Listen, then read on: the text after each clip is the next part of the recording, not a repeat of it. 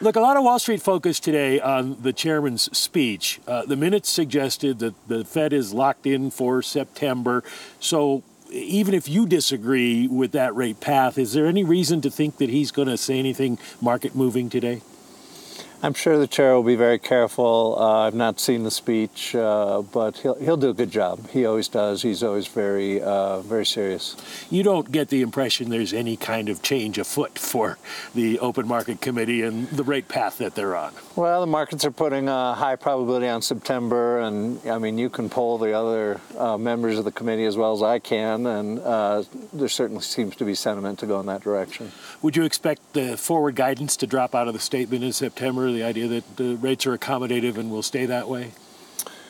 That's an interesting issue, and I think we'll have to wrestle with that one.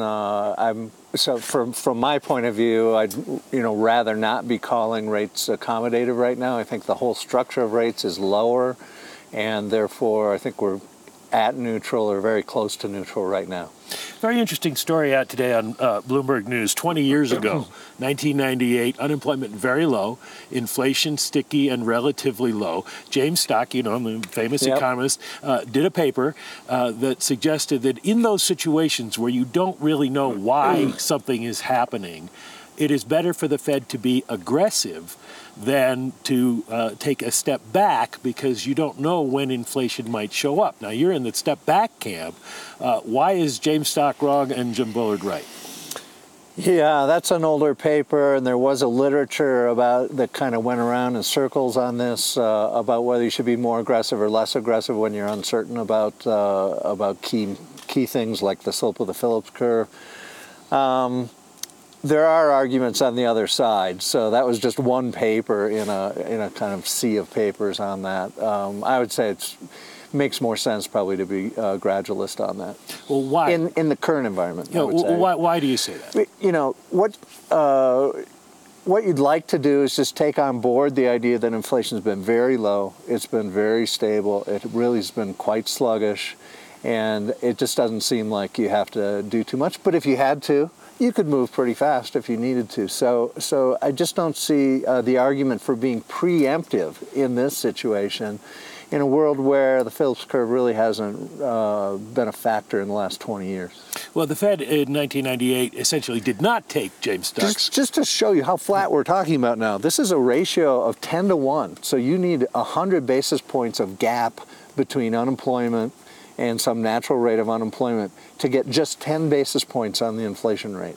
And man, that's really, so that's almost nothing. Your bet is the next 2 years we don't see inflation. I don't see it, and more importantly, I don't think markets see it. If you look at TIPS-based measures of inflation expectations, they're taking all this into account. They've taken into account fiscal policy, the rapid growth in the economy, low unemployment rate. They still don't see that much inflation, especially if you translate from a CPI basis to a PCE basis. So they're really saying we probably won't hit our inflation target over the next 5 years, next 10 years, or the next 10 years. Well, in 1998, the Fed did not take James Stock's advice. It kept rates low for long, and everybody, not everybody, but a lot of people suggest that maybe that was one of the proximate causes of the 2008 financial crisis, that rates were too low for too long and excesses built up. Okay, so financial stability is an issue. The 98, though, would have been the currency crisis and started in Thailand and then spread in Asia, ultimately not affecting the U.S. economy. Was a lesson from that because it drove U.S. rates lower, and that actually helped the boom in the U.S. So later you got, of course, the dot-com bubble did come to an end. Later, yield curve was inverted in 2000, and Fed went ahead and raised rates in the face of an inverted yield curve, and you could argue that that was a mistake at the time. Well, you and other members of the Open Market Committee have said we would not intentionally invert the yield curve. But are you smart enough? Do you have enough insight into the markets to know whether you would do that? Here's what I think on this issue. I was around in 2000. We played it wrong. I was around in 2006. Again, the yield curve was inverted. We played it wrong. This time, I want to take this signal seriously, even though when you look at macroeconomic models, it doesn't really fit into the models the way we'd like. But I think you have to take it seriously as a signal. And what I think about this is there is no reason to challenge the yield curve at this time. There's no reason. In other circumstances, if inflation was higher and heading higher, then I might say, well, we're taking some recession risk, but I'm willing to trade that off because it looks like inflation's getting out of control. We're not in that situation today. Inflation is low, it's stable, it's barely up to target, just barely getting to target today. So we don't need to challenge, we don't need to be preemptive on the yield curve. One of the other arguments against moving, people say, is the impact that you have on emerging markets and the spillover effect that could have on the U.S. economy. I know your mandate is the U.S. economy, but how much of a risk do you think that is? Well, I mean, we've been going very slow with the rate increases, well telegraphed. I think these foreign economies have had ample opportunity and ample understanding of what was going on in the U.S. You do have some countries that have special situations, usually special political situations of one kind or another. They borrowed in foreign currency, that's often an issue. Not enough reserves, that's often an issue. So I would take those as special cases, the countries that are having trouble, but I'll keep an eye on it. Also on the list of things that Fed officials have been concerned about, the decline in home sales, and not just the decline in home sales, but median prices have been falling. Is the Fed killing the housing market by raising rates? Housing is one of the most interest-sensitive sectors, so you would think it would have some impact there.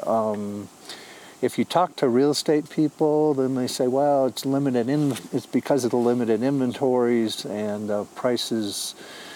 You're saying median prices went down, but some of the year-over-year figures are still positive. So, and they have risen quite a bit. They've been rising. The housing prices up until now, up until recently, have been rising at a fairly good clip. Finally on the list, tariffs.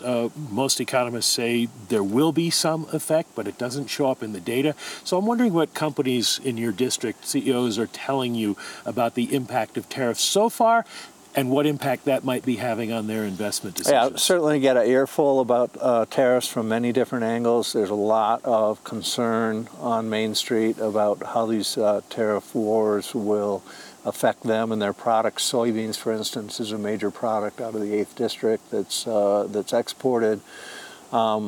I hope we can get to some resolution. I hope that the strategy works, that this is a negotiating tactic, but that ultimately it leads to freer trade and better trade arrangements with our trading partners.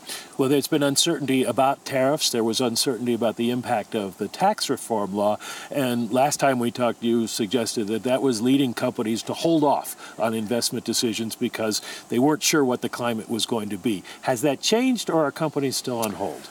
They are concerned about the tariff issue because they feel like, well, if I put a plant in country X and then there are a bunch of the tariffs go way up, then I'm going to have to move the plant to some other country, and so they want to know what the rules are before they invest. That's a classic element of investing on a grand scale, and they do want certainty before they do that.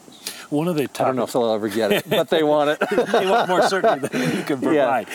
One of the topics here, as we talk about changing market structure, is the decline in business dynamism in the United States. Do you have a good handle on why that is, and how is it in the 8th District?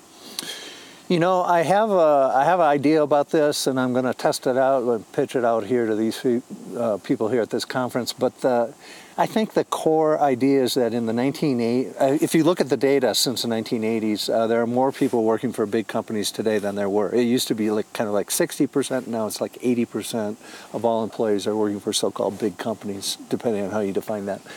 So if you think about what happened since the 80s, it was all about rolling up industries. Hardware industry used to be very dispersed. Now you've got Lowe's and Home Depot. Coffee used to have a coffee shop on every street corner. They're independently owned. Now you've got Starbucks. That theme has rolled through the U.S. corporate sector since the 1980s, and I think that is what has driven this idea that more people are working for bigger companies.